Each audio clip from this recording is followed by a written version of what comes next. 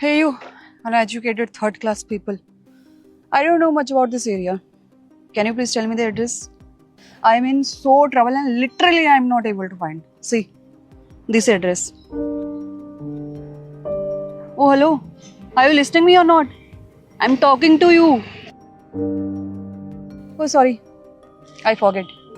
मैं तो ये भूल ही गई थी कि तुम जैसे गवारों को इंग्लिश समझ में ही नहीं आती होगी।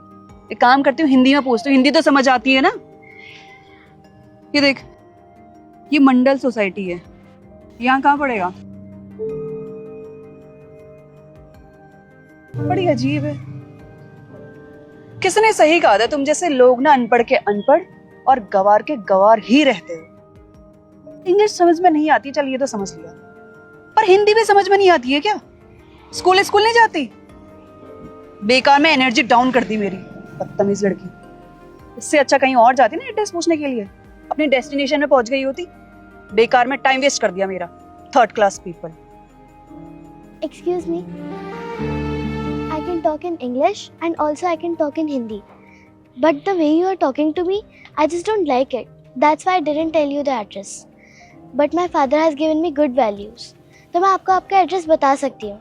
Your address is go straight from there, then turn left, and you will find your address at the distance of 100 meter.